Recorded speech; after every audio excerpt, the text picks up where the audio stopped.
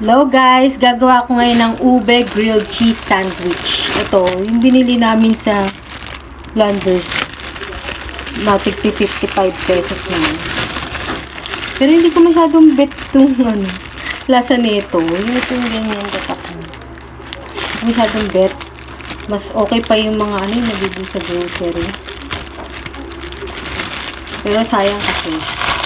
Kuha lang ako ng 2 peraso. Yan, kasi malapit na siyang ma-expired. Medyo matigas na nga. Pero ano pa naman siya, oh. Ano to? July 19. Okay pa naman. Tapos, kailangan na natin ng ube. Pero mas bet ko, guys, kung gagawa ko yun ito, yung nabibili talaga na ube, yung thick yung consistency. Mas maganda kasi yun. Mas masarap. Kasi sa mga ganito.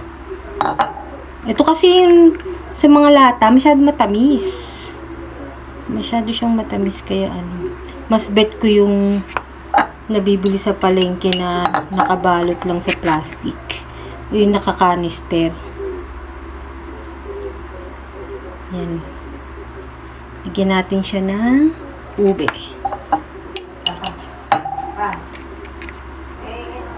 Damihan natin kasi hindi siya tawag nito, hindi siya thick.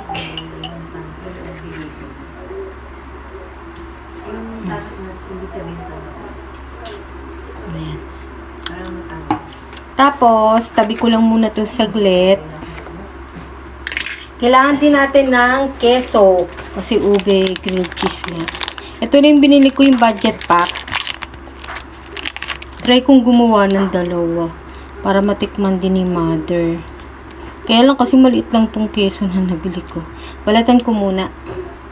Ay nako, hindi ko pala na press yung record. Pero naglagay ako dito ng cheese. Yan. Pero kung di kayo nagtitipid sa cheese, pwede yung damihan Alam niyo naman, maliit lang to. Gawa ako ng isa pa. Kaya tinipid ko lang yung keso. Mas masarap kung syempre hindi tinitipid. So, ayan, maglalagay pa ako ulit dito sa isa. Para matikman din nila mama.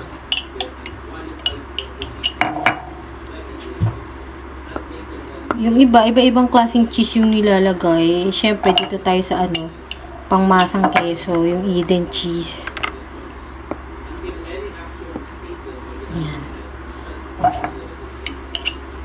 Yung nakakainis yung ganun. Yung minsan kala mo nagro-rolling na yung camera, yung pala hindi pa pala nape-press yung record. Ayan.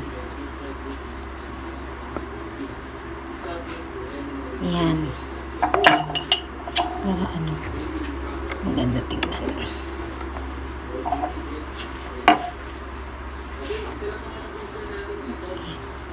Pwede na yan. Tapos iwain ko lang tong keso.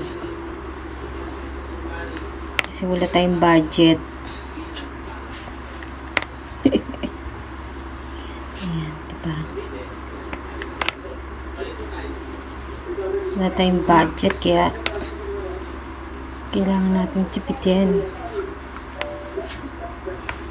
Ayan. Pwede na siguro yan.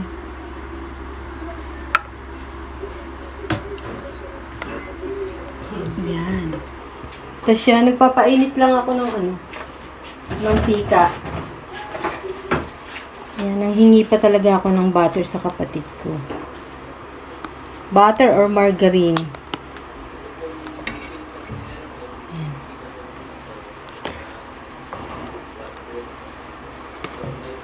Yan. Para masarap. Kami natin. Nawin lang muna natin yung yung butter. Ayan. Medyo ikalat-kalat natin siya.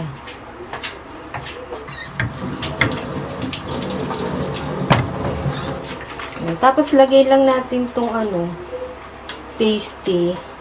Mas okay nga sana kung grilling pan yung gamit natin para may guhit-guhit. Meron kaming grilling pan, kaya lang natanggal na yung coating, kaya hindi na namin masyadong ginagamit. Skip ata itong pinaglutuan. Ayan. Tapos ano lang, i-ano lang natin tong tinapay. Parang ito toast din. Para matunaw din ng bahagya yung cheese. Saka syempre para uminit yung bread. Ayan. Mamaya pag medyo nag-brown na siya, ibaliktad natin. Ayan. Silipin natin kung ano. Masikip pala itong hindi pa masyadong brown. Kailangan medyo mag-toast yung tinapay. Alam nyo guys, kung may budget kayo, pwedeng gamitin yung cheese, yung quick melt. Kasi yun, maganda ang itsura nun. Madali kasing matunaw yun. Ito kasing cheddar cheese, yung Eden, di ba cheddar yun sa Eden? Hindi siya literal na nagme-melt kagaya ng itsura ng quick melt. Kumbaga parang buo pa rin siya. Kahit i-ano nyo pa siya, ilagay nyo pa siya sa oven toaster. Hindi talaga siya yung mukhang tunaw. Ay. Ayun natin. Ayun. Ano na. Nag-toast na. Brownish na siya. Kaya lang syempre, ito lang yung nakayanan natin. Oops. Aray, init.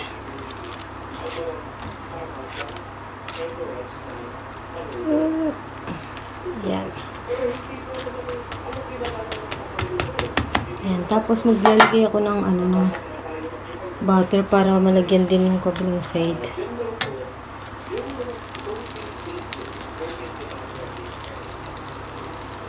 Yan.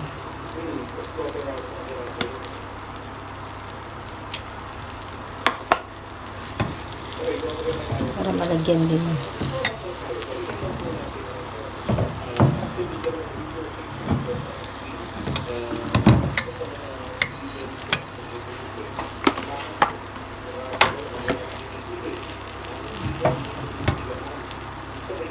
Yan. Ang mahalaga naman dyan yung lasa. Kasi tingnan nyo sisilipin ko. Ano pa rin yung keso. Mukha pa rin siyang buo, di ba? Kasi hindi talaga siya magmumukha na parang yung quick melt na tunaw. Pag mga ganyang klaseng cheese talaga. Pero pwede na rin alternative yan. Antayin lang natin siya na mag-brown. Ayan, okay na to. Ayun, nag-toast na yung ilalim niya.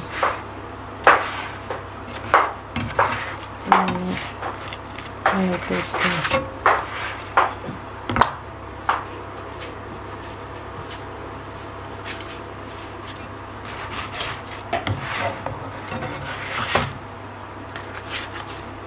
Yan. So, ayan guys, in-slice ko lang siya ng ganyan. Oh, ganyan ang itsura niya. Tinikman ko yung kapraso. Masarap.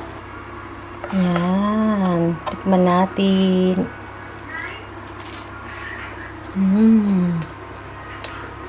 Sarap.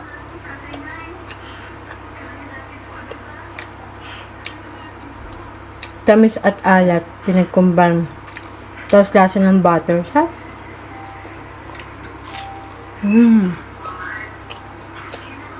Try nyo to guys. Ang dali lang.